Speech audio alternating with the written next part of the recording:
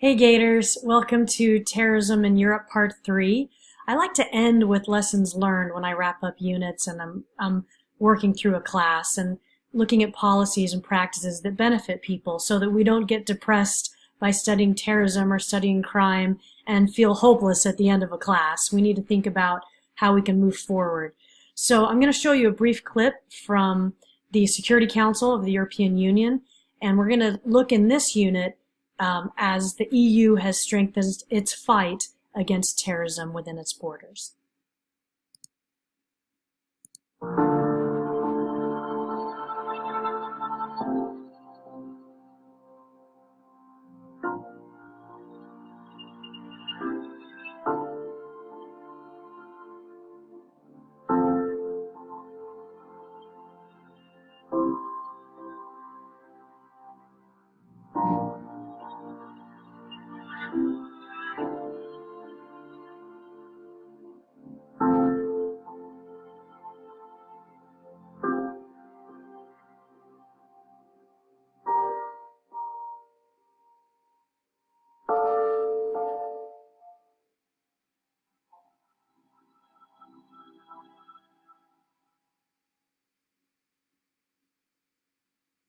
I thought that was kind of an interesting introduction to this part of the lecture, so I thought it was worth checking out.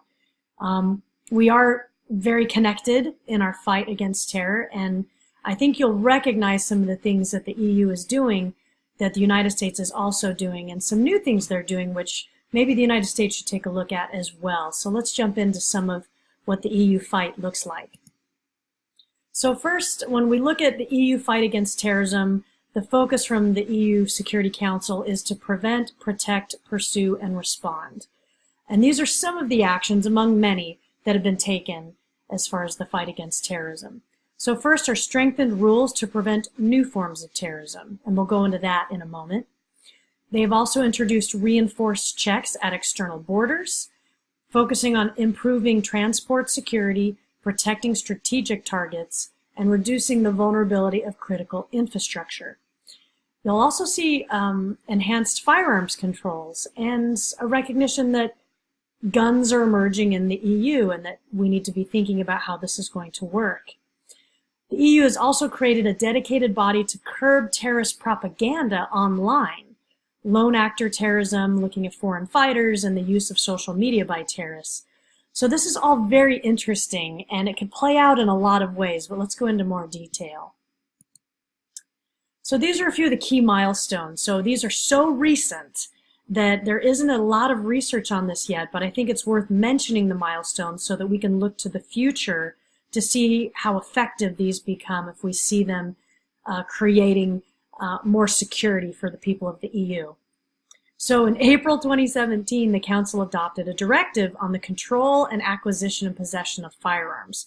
So specifically, the EU is targeting the traceability of firearms. They want to prevent the reactivation or conversion of existing firearms and implement stricter rules for the acquisition and possession of the most dangerous firearms. I'm actually really curious of what they're going to put in that category of most dangerous firearms and how they're going to implement traceability. Because those are two things that I know we struggle with in the United States, and I don't think it's unique to our country. I think a lot of countries would have challenges putting something like this in place, but I think this is an interesting approach to trying to deal with weaponry. So you see a map on this slide. These are actual thwarted attacks that have occurred. And we can measure this by arrests, we can measure this by foiling plots and stuff like that. But what's interesting is Britain tends to be more successful than most other countries as far as arrests and thwarting attacks. France tends to do the worst when it comes to this. And again, there's a lot of opinions as to why. So I thought this would be kind of an interesting map to look at for the moment when we've looked at this. But one other milestone that the EU has implemented is an EU terrorist list.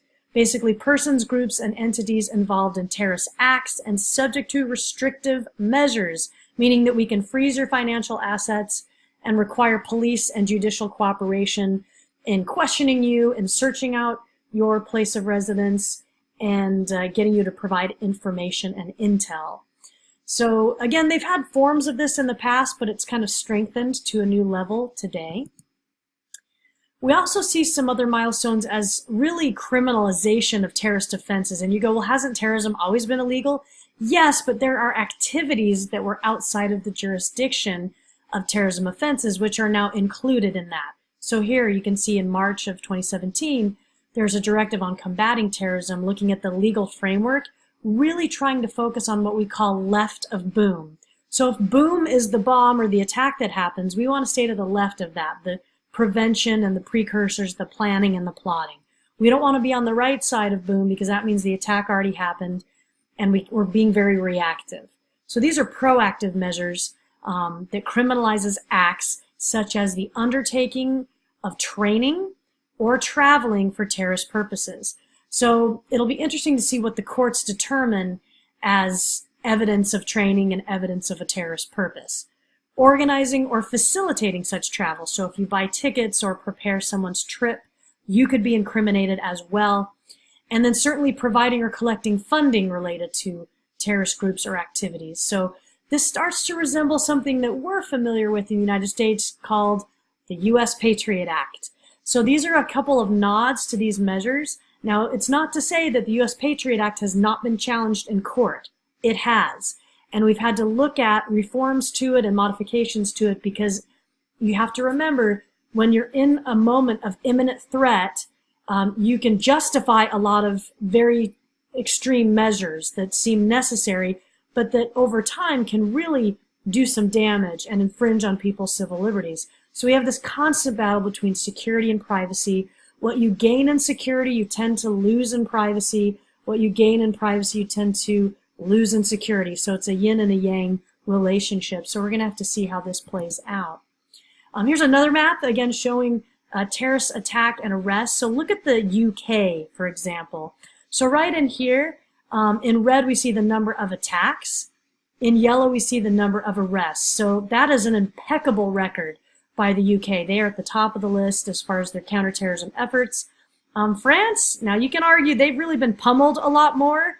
They've had a lot of arrests, but you know, not as many attacks. So some people argue that, wait a minute, are they overreaching in their jurisdiction? You know, what's going on there? So when we compare the attacks versus the arrests, we should see something that's similar, but you see some numbers that are very, very strange.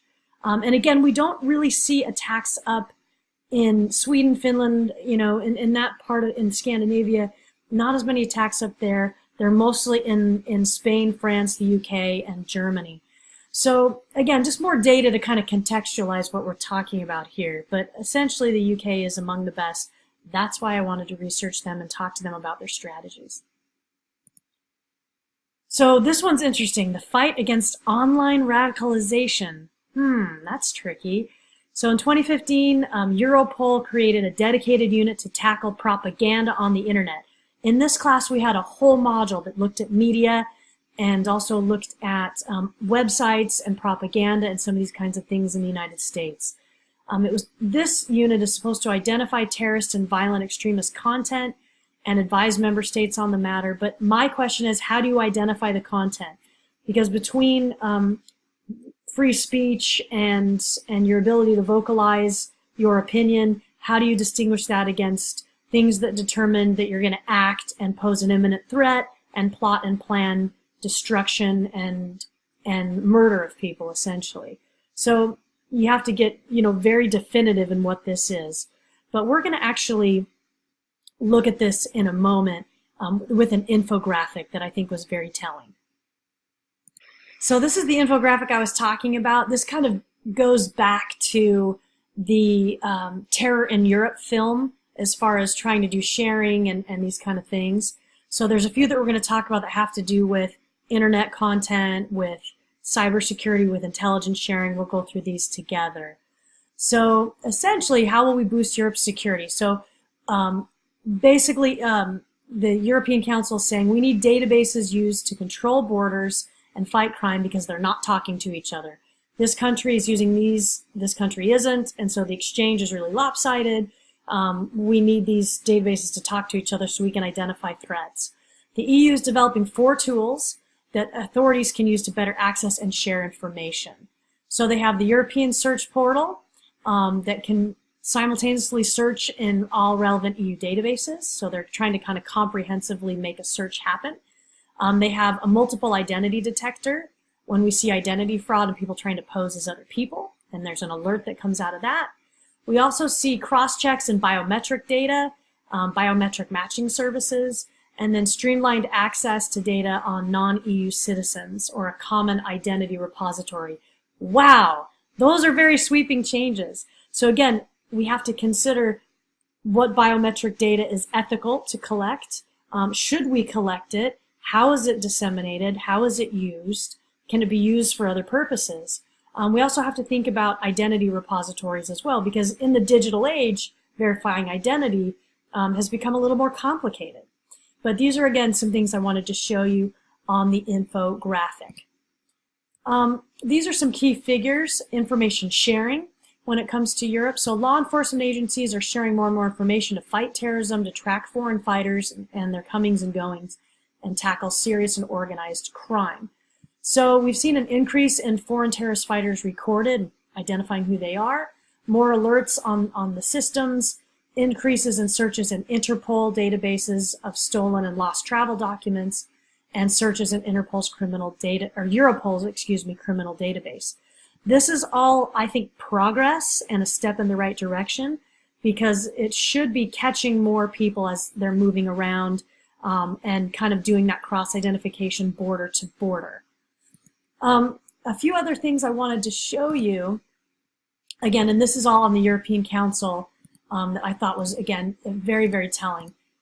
When we think about terrorism and the fight against online radicalization, you can take all these databases, you can take all the streamlining, but somebody still, a human being, has to verify content and identify it, and then make that actionable intelligence.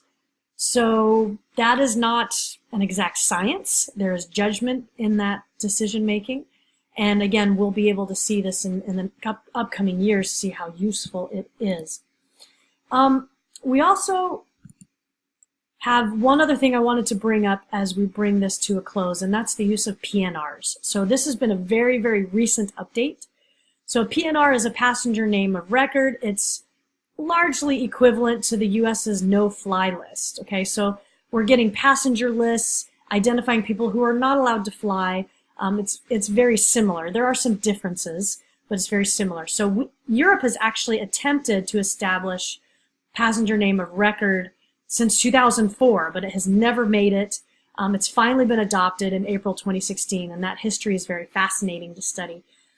EU member states must comply with the new rules within 2 years, so we see the implementation going on right now. So the information they are collecting are names of passengers, travel dates, itineraries, seat assignments, baggage, contact details, and means of payment. So you're thinking, wow, we've done this in the United States for years. Why hasn't Europe? Again, you have to think about the privacy culture that exists in Europe and why there was such a large opposition to this for so many years. It's different, and but given the attacks that have happened, there has been kind of a softening effect of that, and an exchange of, well, if we do need to protect ourselves, maybe we need to be rethinking this. But yeah, it's taken 12 years for it to come to pass. It's interesting. The PNRs it doesn't obligate, but it allows a member state to collect PNR data concerning selected intra-EU flights. So not just border to border, but within country flights as well. So these are some things that come up with PNR privacy rights and data protection. We can't collect sensitive data. You can keep it for 5 years, and then it has to be depersonalized after 6 months. So it's making sure that as data is shared, we don't compromise people's identities and have identity fraud problems with it. We must also establish a passenger information unit to handle and protect the data, so a dedicated IT team. Ensure that passengers are clearly informed about their data and their rights, and making sure that automated processing is not how you make decisions, that you need to do good data analysis on this. And then if you transfer PNR data to third countries, It can only occur in limited circumstances and on a case-by-case basis. So lots of focus on protection. So again, I just wanted to highlight some of these kinds of changes, bring about maybe some questions that are going to occur with it, and use this as a look to the future on how we do this fight against terrorism. So we'll see you next time.